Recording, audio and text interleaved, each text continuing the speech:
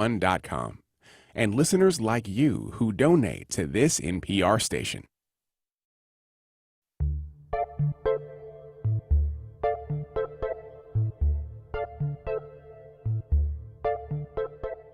Support for First Coast Connect is provided in part by Baptist Health and North Florida TPO. Good morning. I'm Ann Schindler, and this is First Coast Connect. Today, a new report says sex traffickers and pimps are using Florida's juvenile justice system to coerce and trap their victims. We ask the report's authors what about their findings and what they say needs to happen to change that. Later in the program, author Brian Goldstone's new book contends the root of the nation's homeless crisis isn't poverty, but prosperity. First, for more than a decade, Florida law has demanded that sex-trafficked minors be treated as victims, not criminals. But a new report says too often that's not the case. The Delores Barr Weaver Policy Center is releasing their findings publicly in a couple of hours. But here to give us an early look is Vicky Basra, the center's president and CEO and one of the study's authors. Good morning, Vicky. Good morning. We are also joined by Stacy Ellison, the center's vice president of development and communications. Good morning, Stacy. Thank you for having us. So I'll just start, Stacy. First of all, thank you for releasing the report this morning on the program.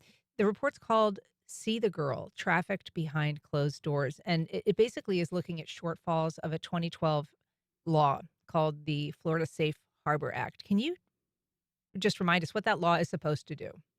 Well, the law, with the Policy Center's advocacy efforts and partners in Tallahassee, was enacted to ensure that juveniles in our community, minors, are treated as victims, not criminals, understanding that when a young person is in the midst of commercial sexual exploitation, i.e. human trafficking, there are so many situations that they find themselves in as a result of the coercion and the violence and the situations that are being imposed on them because of their exploiters. The purpose of the Safe Harbor law was to ensure that these young people are recognized as the victims of a crime and that they are not criminalized and then burdened with resulting charges, legal fees, all of the things that result from that justice system involvement. And so that law is designed to make sure that people that they are given resources that are appropriate for their circumstance as victims and not incarcerated and locked up and punished for behaviors that are associated with their victimization. Your report looks at whether that's happening. Absolutely, because what we understand is that when you do incarcerate these young people, you are perpetuating the traumas in their lives. And once a young person is engaged with the justice system, I tell you what, Anna, it's a very hard cycle to extricate yourself from. And Vicky has absolute knowledge and expertise in really even the impact of this incarceration for young people. So, Vicky, you began this report because you were hearing and also seeing in the work that you do, the hands-on work, that what was supposed to be happening was not happening. Tell us about what you were hearing and seeing and what ultimately your report has concluded. So our team members who work in the community, work in the detention centers, work in the court systems, were coming back and letting us know that while so many girls were being arrested, there was a component of trafficking they were sharing about. While many of them didn't label it as trafficking, the stories really connected as recognizing these girls were being trafficked. And so we started digging deeper to try to understand what's really happening. Is the trafficking and the criminal activity linked, or is it two separate things? Is the trafficker coercing the young person to get involved in the criminal activity? And so we started by looking at the state studies. And what the state study shows that 1 in 3 girls who is in the criminal justice system has also been a victim of human trafficking. We then started looking at our own data, what was happening for the girls we specifically served. And we found that 53% of them had been arrested at some point. And we recognize that the law is failing. The exact people it should be protecting, it's failing them. And we wanted to understand, where is the failure? Why are we seeing this? And we found, one, that the assessment tool that we're presently using to understand whether or not girls and young people are being trafficked isn't asking the right questions. It isn't recognizing that Most of the girls, most of the young people are being trafficked by somebody they know, and therefore they don't recognize it as a trafficking situation. And so we need to ask the questions differently. Second, we understand that young people are more likely to share what's happening to them with survivor advocates, so those with lived experiences, than anybody else. And so we want to really talk about how do we engage survivor advocates in the work so that they can be part of the first response. One of the challenges that you note in the report is that very often identifying victims, it can be more challenging because the victims don't identify themselves as victims. They don't self-identify as victims of sexual trafficking or sexual violence. In some cases, talk about the relationships that they have that are that allow them to sort of have that impression and that self-definition that perhaps somebody that recognizes sex trafficking would see differently. So, what we learned in a prior research study we did was that most of the predators or the traffickers that get engaged with these young people, they are looking for gaps in the individual's life. So, they're looking at whether or not this person has any healthy relationships or strong relationships. They're looking at, does this person have a place to stay? Are they addicted to drugs? They take those gaps, and that's what they build their relationship on. This is not happening overnight. It usually is a 3 to 6 month period. And what they do is they show up as being very helpful. I will find you a place to live, or you can come live with me. I have a family. Come join my family so you don't feel alone, right? And we define this as predatory helpfulness. Mhm. And our young people whose brains aren't fully developed don't see this person as a predator. They see this person as someone being really, really helpful, who's come in and protected them like no other adult has. They build trust in the relationship. And so when the transition happens from that helpful relationship to a predatory relationship, they're made to believe that somehow it's their fault. They're made to believe that if they seek any support, nobody is going to support them. Nobody's going to believe them. By this time, it's 3 to 6 months into the relationship. Is it usually sort of like a stair step to get to what we think of as traditional sex trafficking? I mean, are there sort of steps that they have their victims engage in that sort of ease the path? Because it does seem like it would be a difficult turn for anybody to sort of suddenly find themselves openly sex trafficking. Yeah, absolutely. A lot of times it's this trusting relationship, and then, hey, we've run out of money. We need money. If you want to keep living in the hotel or the motel with me, we need money. Just do this one time. Let's just make enough money to get through this week. So there's a lot of coercion that happens that makes the individual believe that this relationship, that she's supporting the relationship. It can also be violent. So some women have talked about how the relationship was really nice, and then all of a sudden one day, the trafficker became violent. So there's multiple ways that that switch happens from being a really helpful relationship to one that becomes very violent and unsafe. If you're just joining us, we're talking to the authors of a new report that says Northeast Florida is failing young sex trafficking victims. You can join the conversation by calling 904-549-2937 or emailing firstcoastconnect@wjct.org. Stacy, I sort of alluded in the intro to the fact that some traffickers are using the criminal justice system, are using the juvenile justice system to um, exploit, to trap their victims. Can you tell us a little bit more about how that works?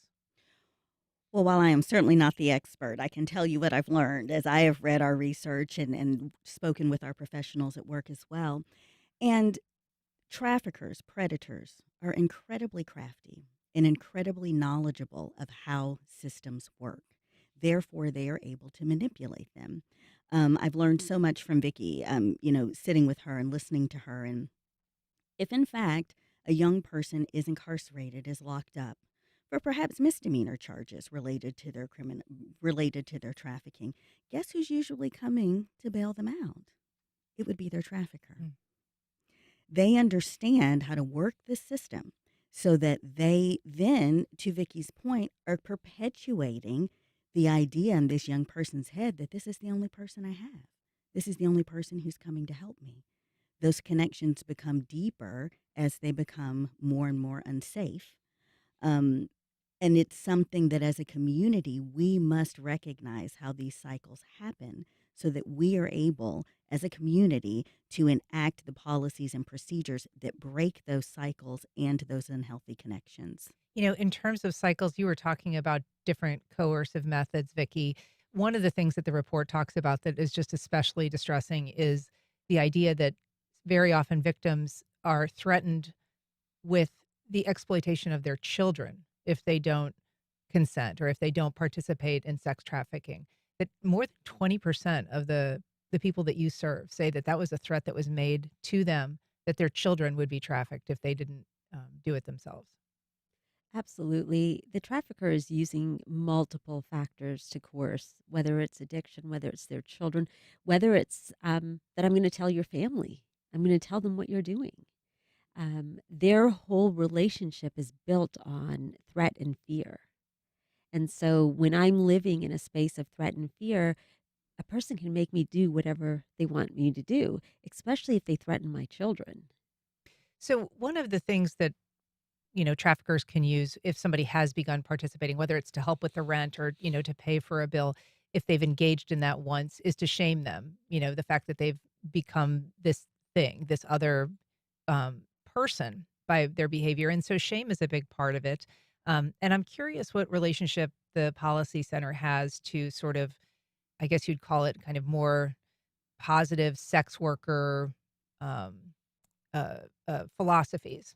And whether, I mean, you obviously are dealing, and these laws we're talking about are with minors who are unable to consent to sex trafficking. I mean, that's the law says, and that's agreed upon. But is it difficult? Are messages getting mixed when people are trying to also create safe spaces for, what they define as sex workers as opposed to people who are being exploited by sex trafficking? So I get asked this question often, and I always start by saying no girl wakes up at the age of 10, 12, thinking one day I want to grow up and this is what I want to do. And so whether we legalize it or don't, I think the question comes back to, is it a real choice to be engaged in this, whether it's professional sex work or whether it's being trafficked?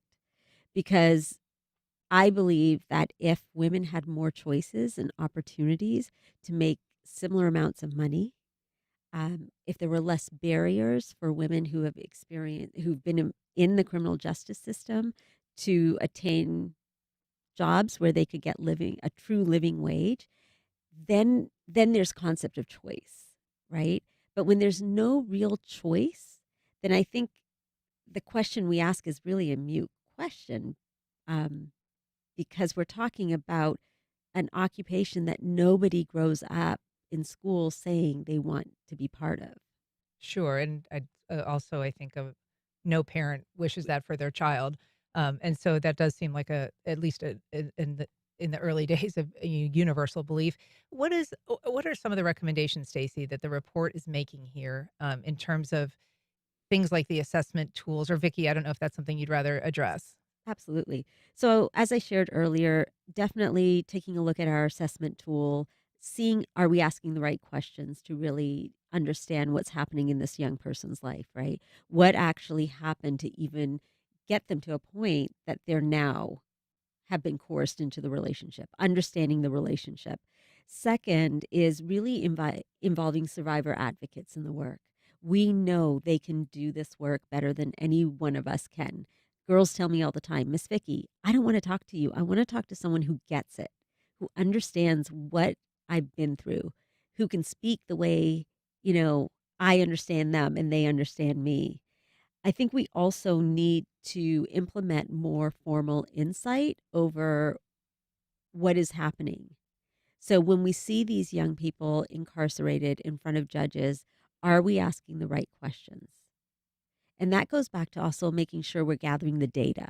Hmm. So while we have data on the girls we're serving, we believe we need to be doing a statewide study to really understand what's happening at the state level. We can tell you what's happening here in Duval County, but better understanding the state level, and then training, training, training.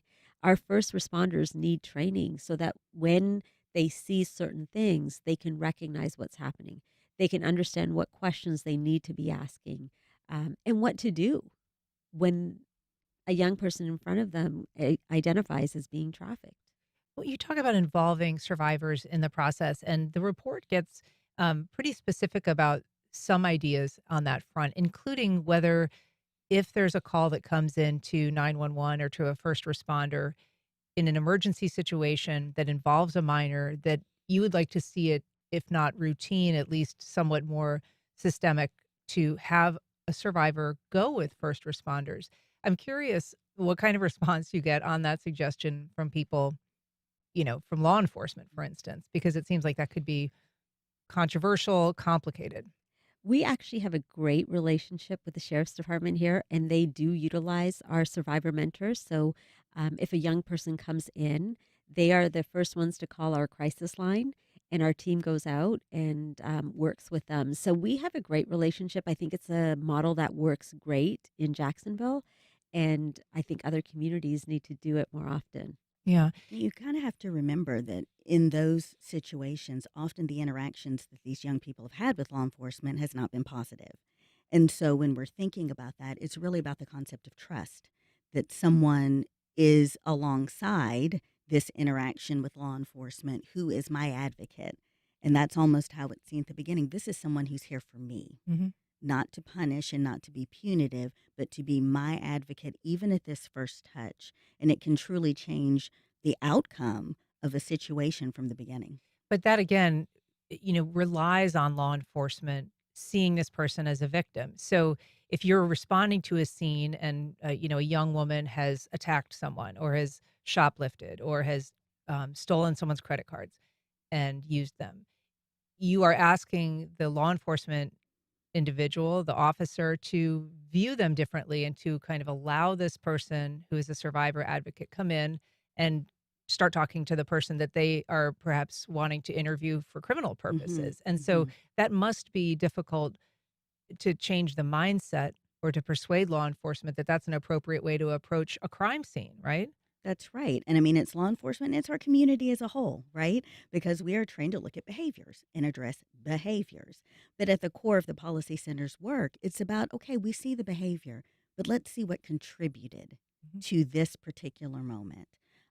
What are the contributing factors that led this young person to do the things that you just spoke of? And so it's really about that level of mindfulness and thinking much more deeply about the situations and the issues that contributed to a behavior as opposed to specifically addressing the behavior itself. Is there a response line for people who are in this circumstance to reach out to, whether in Northeast Florida or anywhere in the state, if they're listening or if they're experiencing something like this? There are multiple lines. There's national lines and local lines. I know the state recently created a helpline as well. You can visit our website at seethegirl.org, and all of those numbers are listed there. Yeah. And the report will also be listed there shortly at seethegirl.org. Who's this report designed for? I mean, who should be reading it? I think everyone should be reading it because everyone brings their unique perspective and lived experience. So if you are someone who is in law enforcement or a social worker, a girl serving professional, this report will hit you differently because it's going to challenge you perhaps to adjust some of the ways that you are doing your everyday work. Um, it's going to challenge you to think about what are the trauma informed, gender responsive ways that I need to be better serving girls in our community. For those of us who are not professionals in that field, it will challenge you to think differently about the issues surrounding human trafficking.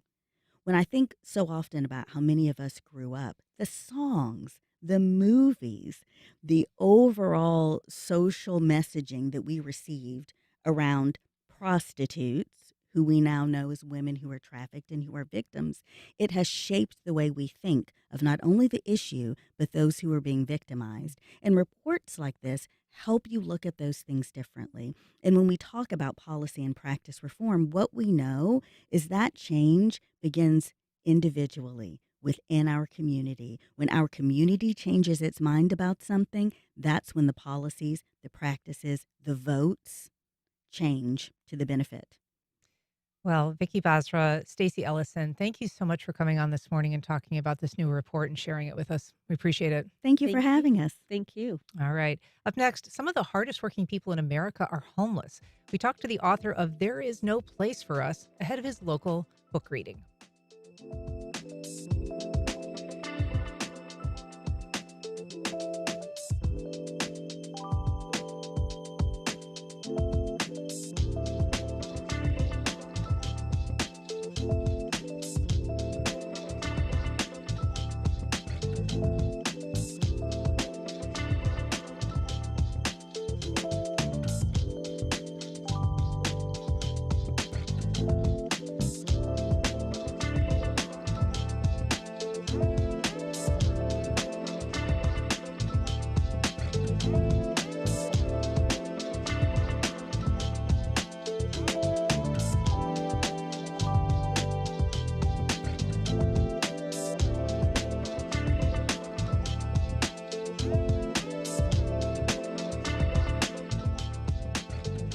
Welcome back.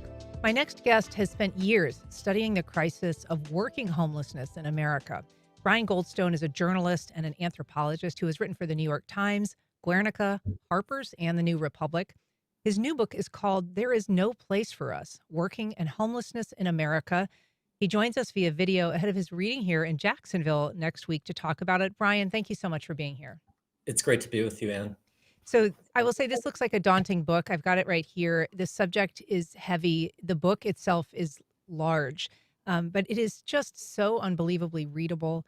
It is so engaging. It is truly a page turner. And I've seen some reviews which have been very positive, but one comparing it to Upton Sinclair's The Jungle, which I think is, obviously an extraordinary piece of work as well, that people find just so riveting.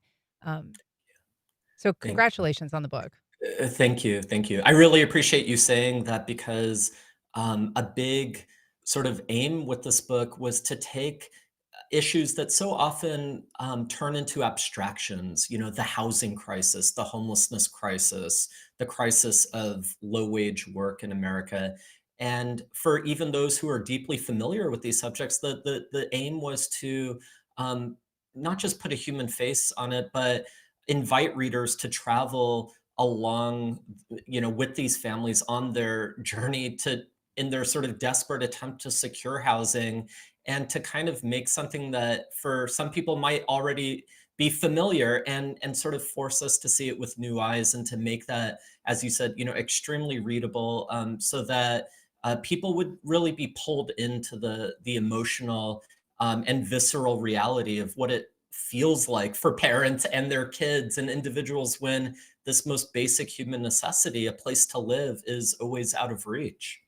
You spent years following these 5 families and their children, and, their experience sadly typifies the experience of thousands of people. Um, you talk in the book about how this is an emergency that is born less of poverty than prosperity. It's something I kind of mentioned earlier when I was teasing to this segment. Mm. You say that families are not falling into homelessness, they're being pushed.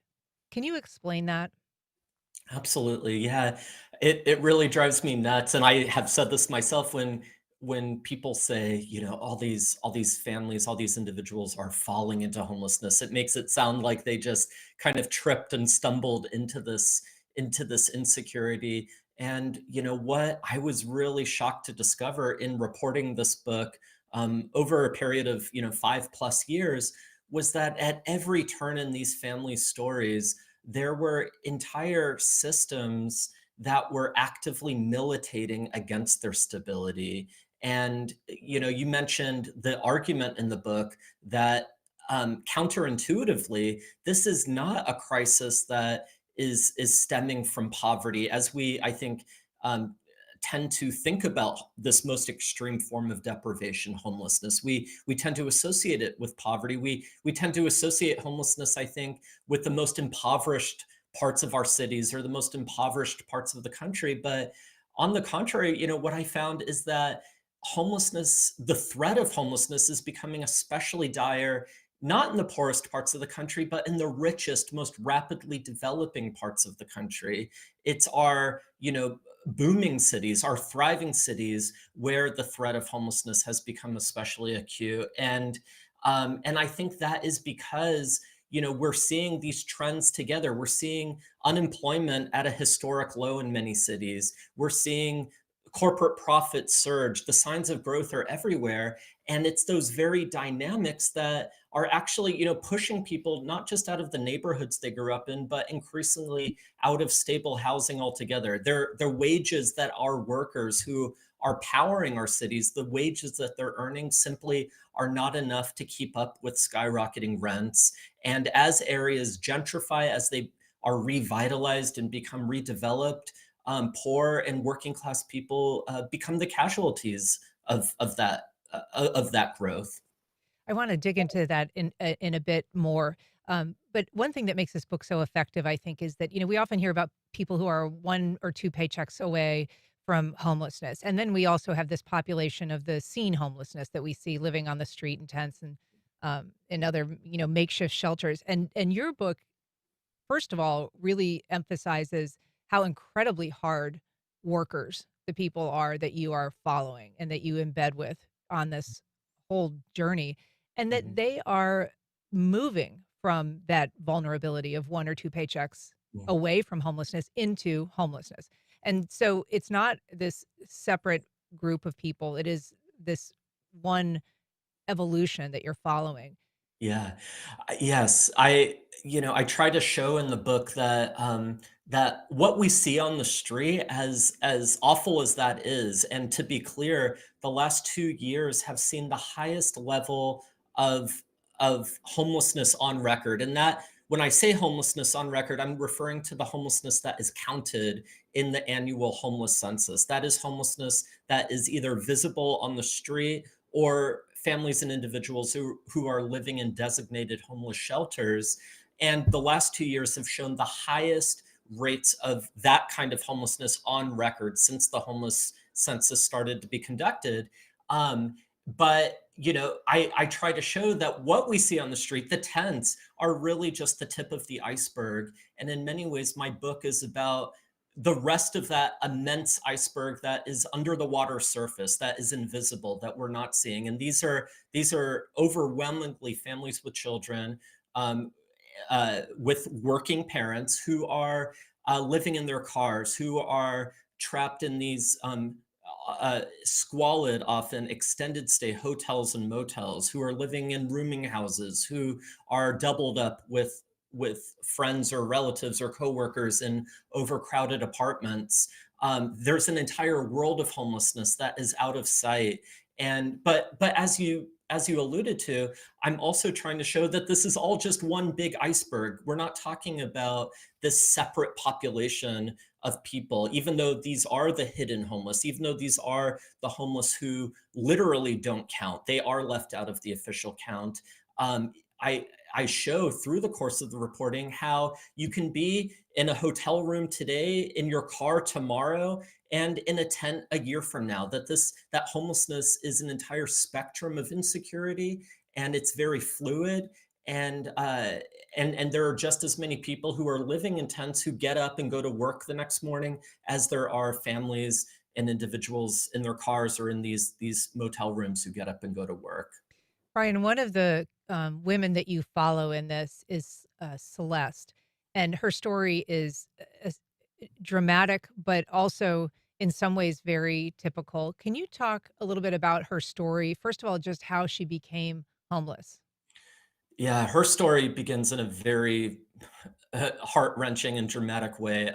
She is leaving her warehouse job one afternoon, and her neighbor calls. She's just picked up the kids from school, and the neighbor calls to say that her rental home is on fire. And by the time Celeste and her kids race back to their rental home, it has been destroyed. And she is optimistic, as wrenching as traumatic as this episode was. She is optimistic that she'll be able to rent another home relatively quickly. But she realizes that just in the time she's been renting this home, the ground has shifted under her feet, that Atlanta, neighborhoods that were affordable for workers like herself have become unaffordable. The city has undergone this much celebrated renaissance, and Celeste realizes that the one consequence of that renaissance is she can't find a place to live. She can't find a place that's affordable. And so this, what she thought would be a brief housing search, turns into this protracted nightmare of a housing search. And finally, she finds an apartment that seems promising, and she goes to apply, and she's rejected because she's told that there's an eviction on her record. Come to find out that the landlord who owned this rental home that burned down was not just a mom and pop landlord, it was a private equity firm that owned tens of thousands of rentals across the state. And when Celeste refused to pay rent on a home that had burned down, and by the way, it was later revealed that an abusive ex who was arrested for arson was responsible for this fire. When Celeste refused to pay rent on this home that had burned down, this private equity landlord filed an eviction against her for non-payment. And because Celeste, as in many states, it was not required that she even be informed that an eviction had been filed against her. She only found out months later, after the judge had handed down a default judgment in her absence.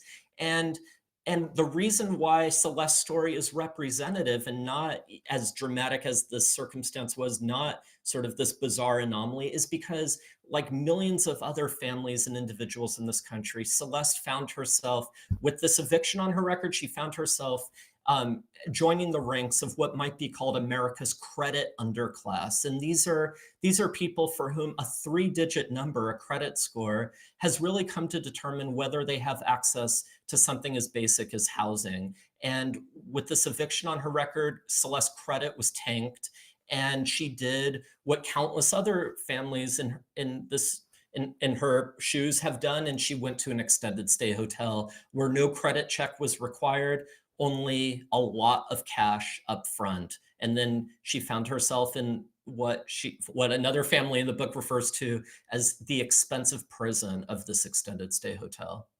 I want to ask you more about those extended stay hotels because, as you note in the book, they're something that we're all very familiar with. We see them off of the highway or along roads.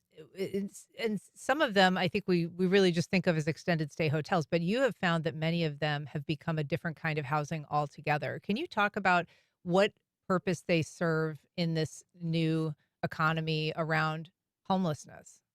Yeah, as a resident of Atlanta, and I'm sure many of your listeners can relate to this, I would drive by these hotels and motels all the time and not realize that, as I came to discover, they are functioning as extremely profitable commercial homeless shelters.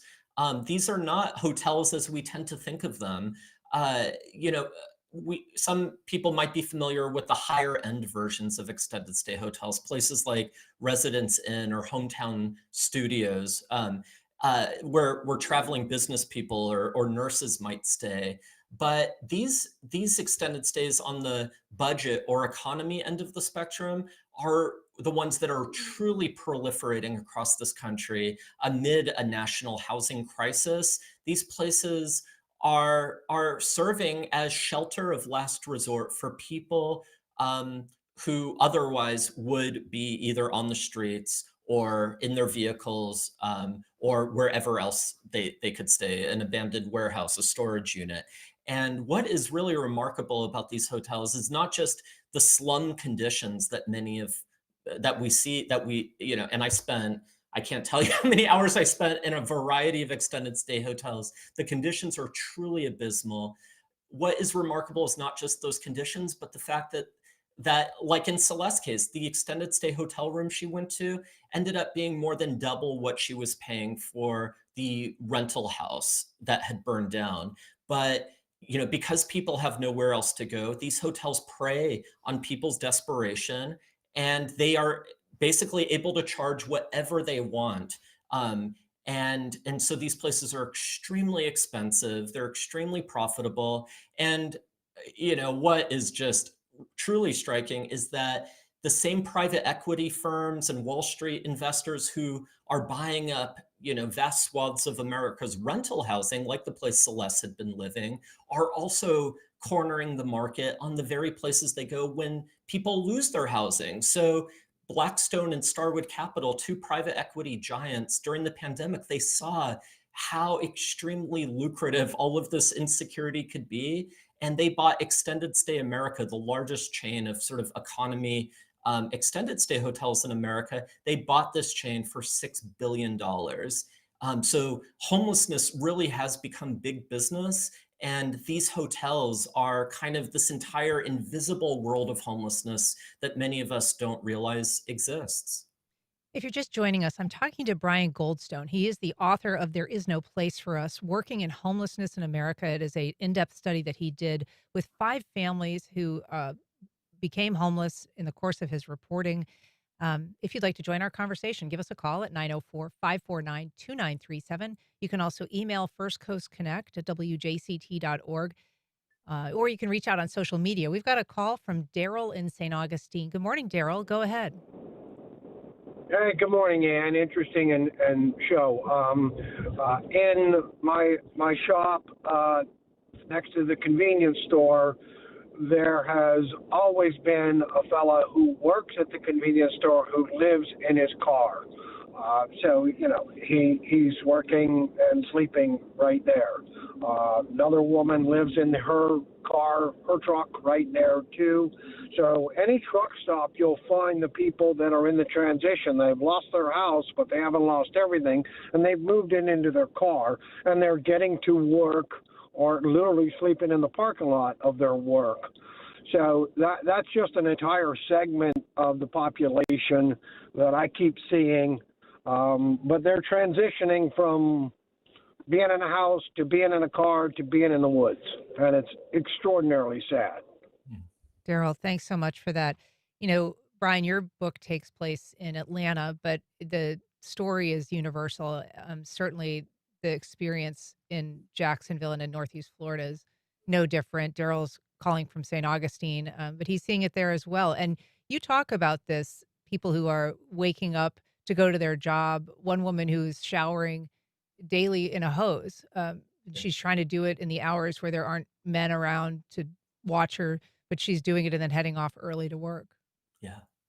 Yeah. I mean, the term working homeless really, I mean, it was just stunning to me to know that this term could even exist in America, in the richest nation on the planet, that the term working homeless could even be a thing, should be a scandal. It seems like such a contradictory phrase.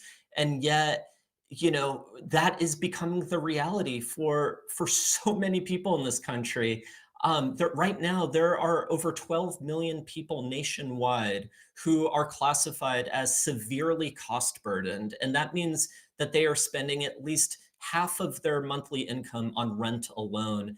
And so that is 12 million people for whom the slightest setback or unanticipated expense, a family emergency, a missed paycheck, car trouble, it can really be disastrous. It can cause them to lose their home and to join the ranks of the working homeless. So, the 5 families who I follow in this book, they are not an exception to the rule. They are increasingly becoming the rule. But they, they really upend, I think, these stories upend our collective assumptions about not just homelessness and the myths we have told ourselves about homelessness, like that it's the result of people being lazy, or it's the result of these individual problems. And we see how structural and policy driven this crisis is, but it also upends our assumptions about work, that if you just work hard enough, if you just clock enough hours, you might not make it rich, but you'll at least have your most basic material needs met. And these families, like the millions of families like them across the country, they expose how not just how fragile, but really how false that story is. You write in the book that there isn't, I'm quoting here, there isn't a single state, metropolitan area, or county in the United States where a full-time worker earning the local minimum wage can afford a 2-bedroom apartment. And speaking about the work and the work ethic, really, of the people that you follow, it is unbelievable. The people who are working double and triple shifts to try to earn enough to rent an apartment or to rent one of these extended stay hotels. They're Yeah. working longer hours and harder jobs than I think most of us could imagine. Absolutely. They really couldn't work anymore. Like it wouldn't be physically possible for them to work anymore. One of the families of the Celeste, who we were speaking about a moment ago, whose house burned down, tragically, she is later diagnosed with ovarian and breast cancer as she's living at this extended stay hotel room with her children. And she is having to decide, do I go to my warehouse job or do I go to my chemo appointment? Because if I go to my chemo appointment, I don't have sick leave. I can't afford to miss a paycheck because I don't have this benefit of sick leave. And so that is what we are forcing workers to choose in this country.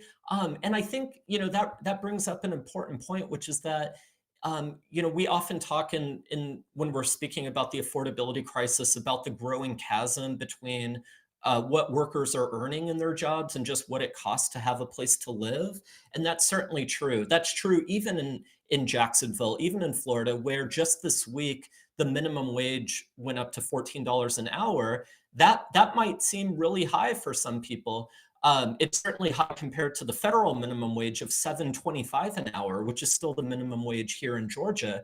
But when you consider that the housing wage, and by housing wage I mean it's a figure that the National Low Income Housing Coalition comes up with every year for every sort of area of the country, city, metro area, and they show how much it would require, how much a worker needs to earn per hour to afford just a modest 2-bedroom apartment.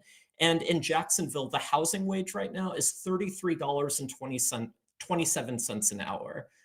That is what it costs just to afford a modest 2-bedroom apartment.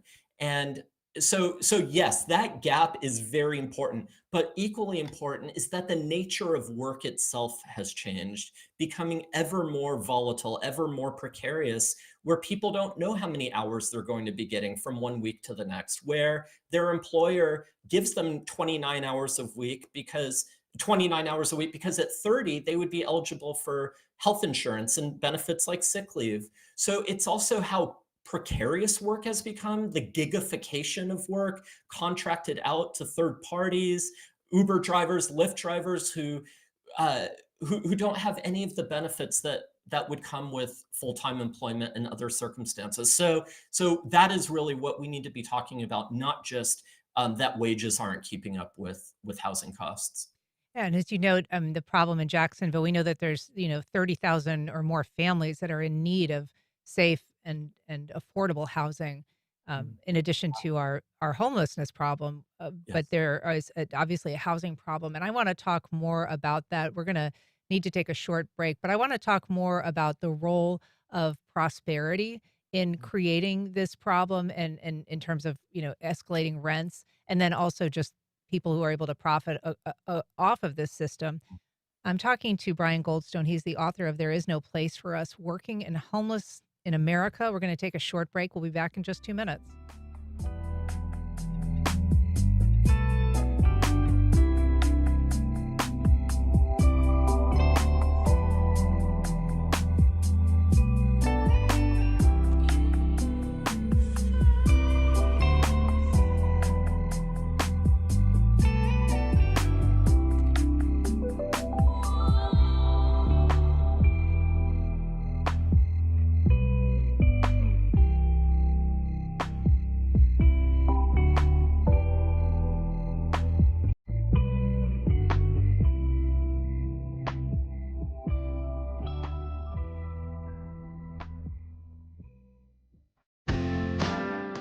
I'm Peter O'Dowd. You've probably heard about the importance of setting boundaries for stronger relationships. But what exactly does that mean? Psychologists say setting a boundary is not about controlling other people, it's about looking at your own behavior. How to set boundaries. Next time on Here and Now. Today at 1 on WJCT News 89.9.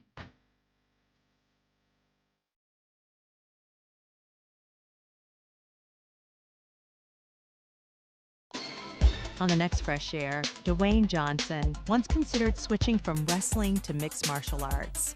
He never did it, but now he plays a pioneer of MMA in the new film, The Smashing Machine, based on the life of Mark Kerr.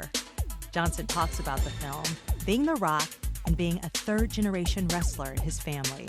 Join us. Today at noon on WJCT News 89.9.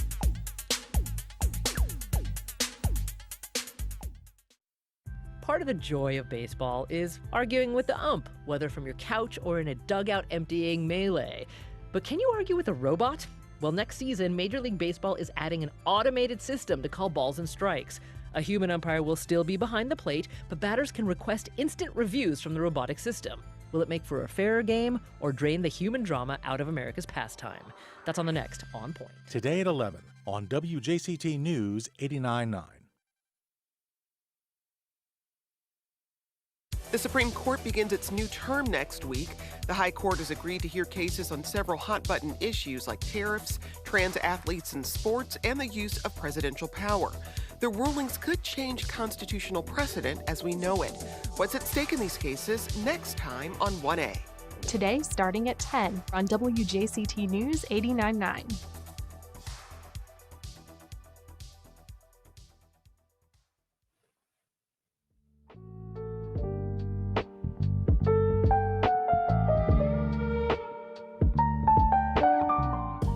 Welcome back. If you're just joining us, I am talking to Brian Goldstone. He is the author of There Is No Place for Us, ahead of his reading here in Jacksonville Beach, in fact, at the Palms Presbyterian Church. That's next Thursday. And we're talking about housing affordability and homelessness. And in fact, Brian, I want to start with a call from Samantha on the South Side. Good morning, Samantha. Go ahead. Hi, Anne. Hi, Brian. Thank you for taking the call. I just finished reading Brian's book, and I was so thrilled to turn the radio on and hear his voice this morning. This is such an important topic. I just wanted to say, a couple years ago, back during COVID, my rent went from $1,200 a month to almost $2,000 a month, year over year, and I could not believe that was legal. I could not believe that, everybody wasn't up in arms in that, and it hasn't gotten any better in the years since then. And this has been a huge passion project of mine locally since then. And I just want to thank Brian so much for writing this book. It's so incredibly important. Oh, thank you, Samantha. Thank you so much. Samantha, thanks for the call. I mean, to her point, you've reported that the rate by which rent has increased income is 325%, which is just staggering. There is a safety net that is in place federally called Section 8 housing, and you talk about that in your book. Why is that not working? Well, one reason it's not working is because it isn't funded anywhere close to the scale of the need. So over the last several years, only 1 in 4 households who check all of the boxes to qualify for this really vital form of housing assistance, a housing voucher, which helps subsidize your monthly rent. Only 1 in 4 households who check all those boxes, who work, who have all the other requirements, are actually able to receive it. And the fact that we actually conduct what are called, voucher lotteries in cities across the country to decide who will get access to this assistance tells us everything we need to know. The fact that the word lottery is used in relation to this fundamental human necessity, just a home, shows us just like how, I think, perverse our relationship to housing as a nation has become. One of the people you speak to in the book calls it the housing Hunger Games, which I think is a dramatic way of portraying it. And one of the people that you profile in the book wins one of these lotteries, wins a voucher, and it is something that she believes is going to be transformative, and it doesn't turn out that way. Yeah, that you're referring to Britt, and Britt's story really illustrates powerfully, I think, exactly that point we were speaking about a moment ago about how this is a crisis of prosperity, not poverty. Because Britt, her roots in Atlanta go back 5 generations. She loves her city. She loves the new Atlanta, how all the new amenities. She loves all the new development. She loves the Atlanta Beltline, which, circles the city and has really just transformed the urban center. with new boutique hotels and yoga studios and cafes and all the other sort of markers of gentrification. She actually loves all of that. But she realizes that getting a housing voucher is going to be the only way that she's able to afford to stay in the city of her birth with her children, to have a home. And she ends up getting a voucher and then losing it because it expires when no landlord will accept it. And in gentrifying cities like Atlanta, and here Atlanta really is more representative of what we're seeing in cities across the country, where you have all of this growth. And what we're seeing along with that are landlords who are saying, I'm not going to take this voucher because then I have to cap rents at a certain level. I want to be able to jack rents up as much as I want from one year to the next, as Samantha was just describing. And when Britt can't find a single landlord who will accept her voucher, she loses it. And the year she loses her voucher, she is one of, I believe, 1,100 other households in Atlanta out of 1,600 who received a voucher, who loses the voucher because she can't find a landlord to accept it. And that is directly related to all of the development and all of the growth that Atlanta has seen. The title of the book actually comes from Britt. She returns to a place near where she grew up, where she had been living with her kids at one point, and she looks around at all the new development and the artist rendering of this new apartment complex of luxury units, and she says, wow, this place will be really nice when it's done, but for me and my kids, there's no place for us here. And that title, There Is No Place for Us, it's just as much a Chicago title, a Nashville title, a Jacksonville title, I'm sure, as it is an Atlanta title. Yeah. And what makes that story about the losing the voucher so tragic is, as you report, there are families who are waiting years, if not decades, to get that voucher, and then to have it and to lose it is, it's just like so many of the stories in this book, just gut wrenching. And I know that when you're in Jacksonville, you'll probably be hearing questions because, like the Beltline, this city is also creating a multi-use, vast network trail that is already creating some impacts of gentrification through historic neighborhoods, particularly historic Black neighborhoods in Jacksonville.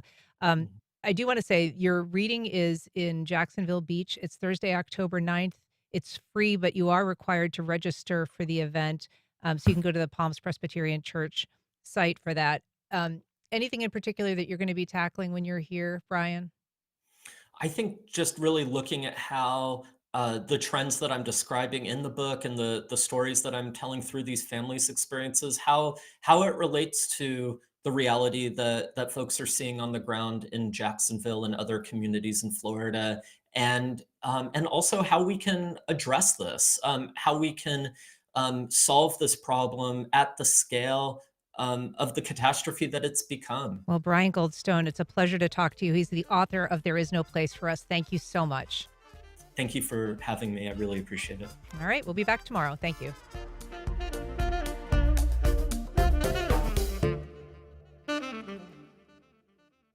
Support for First Coast Connect is provided by Baptist Health and the North Florida TPO.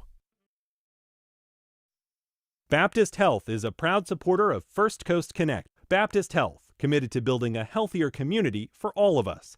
More info at 202-4YOU or baptistjacks.com.